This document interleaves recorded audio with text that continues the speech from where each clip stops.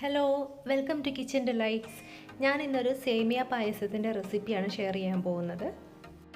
ഇന്നുണ്ടാക്കുന്ന ഈ പായസത്തിൻ്റെ പ്രത്യേകത എന്ന് പറഞ്ഞാൽ ഇതുണ്ടാക്കാനായിട്ട് വെറും 5 മിനിറ്റ് മതി. നമ്മൾ പ്രഷർ കുക്കറിലാണ് ഇതുണ്ടാക്കുന്നത്. ഇത്ര പെട്ടെന്ന് ഉണ്ടാക്കുന്നതാണെങ്കിലും നല്ല ടേസ്റ്റി ആയിട്ടുള്ളൊരു പായസമാണിത്. അപ്പോൾ നമുക്കത് എങ്ങനെയാണെന്ന് നോക്കാം. ആദ്യം തന്നെ പ്രഷർ കുക്കർ എടുക്കുക. അതിലേക്കൊരു 2 ടീസ്പൂണോളം നെയ്യ് ചേർത്ത് കൊടുക്കുക. നെയ്യ് ഒന്ന് ചൂടായി വരുമ്പോഴത്തേക്കും അതിലേക്ക് കുറച്ച് നട്ട്സ് ചേർത്ത് കൊടുക്കുക. ഇഷ്ടമുള്ള നട്ട്സ് ചേർക്കാം. ഞാനിവിടെ കാഷ്യൂ നട്ട്സും കുറച്ച് ബദാമുമാണ് ചേർത്തിരിക്കുന്നത്.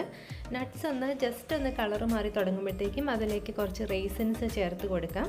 റൈസിൻസ് ചേർത്തതിന് ശേഷം അതിങ്ങനെ ഒന്ന് വീർത്ത് വരുമ്പോഴത്തേക്കും പാകമായിട്ടുണ്ട്. നമുക്കിനി അത് കോരി മാറ്റാം.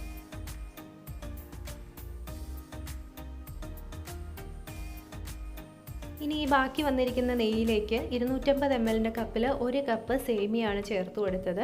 അതൊരു 1-2 മിനിറ്റ് ഒന്ന് റോസ്റ്റ് ചെയ്ത് കൊടുക്കാം.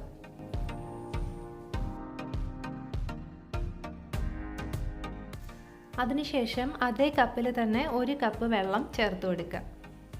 വെള്ളം ചേർത്തതിന് ശേഷം ജസ്റ്റ് ഒന്ന് മിക്സ് ചെയ്യാം.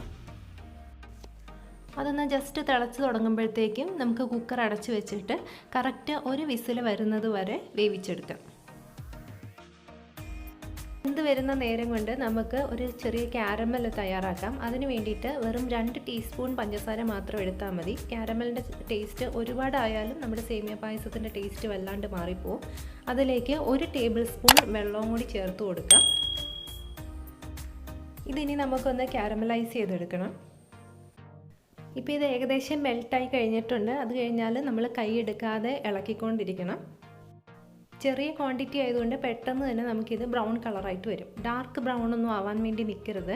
ചെറുതായിട്ടൊന്ന് ബ്രൗൺ ആകുമ്പോൾ തന്നെ നമുക്ക് അതിലേക്കൊരു കുറച്ച് വെള്ളം ഒഴിച്ച് കൊടുക്കുക. ഇത് കട്ട പിടിച്ച് പോവാതിരിക്കാൻ വേണ്ടിയിട്ടാണ്. വെള്ളം ഒഴിക്കുമ്പോൾ ഇത് ആദ്യം ഒന്ന് ചെറുതായിട്ടൊന്ന് കട്ട പിടിക്കും. സാരമില്ല, നമ്മളതൊന്ന് നന്നായിട്ടൊന്ന് തിളപ്പിച്ച് കഴിയുമ്പോഴത്തേക്കും അതെല്ലാം മെൽട്ടായിട്ട് വന്നോളും. ഇപ്പോൾ ഇതെല്ലാം നന്നായിട്ട് മെൽറ്റായിട്ടുണ്ട്. ഇനി ഇത് നമുക്ക് ഓഫ് ചെയ്തിട്ട് മാറ്റി വയ്ക്കാം. ഈ സമയം കൊണ്ട് നമ്മുടെ സേമിയ വെന്ത് വന്നിട്ടുണ്ട്. അതിലേക്കൊരു 3/4 കപ്പോളം പഞ്ചസാരയാണ് ചേർത്ത് കൊടുത്തത്. നേരത്തെ നമ്മൾ കാരമലൈസ് ചെയ്യാൻ വേണ്ടിയിട്ട് 2 ടീസ്പൂൺ പഞ്ചസാര എടുത്തത് ഈ 3/4 കപ്പിൻ്റെ അകത്തുനിന്നാട്ടോ.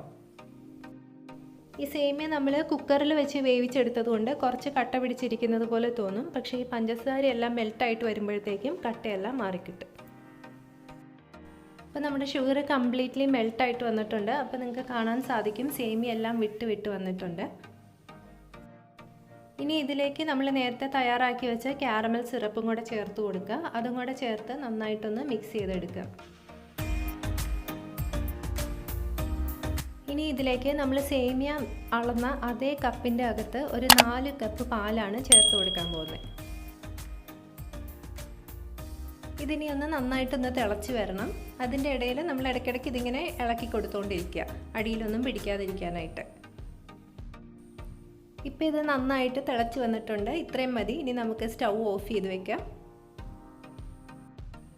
ഇനി ഇതിലേക്ക് ഒരു 1/2 ടീസ്പൂൺ ഏലക്കാപ്പൊടി ചേർത്ത് കൊടുക്കുന്നുണ്ട്. അതേപോലെ ഒരു 1/4 ടീസ്പൂണിലും കുറച്ച് ഒരു 2 നുള്ള് ഉപ്പും കൂടെ ചേർത്ത് കൊടുക്കുന്നുണ്ട്. നല്ലൊരു ടേസ്റ്റ് തരും.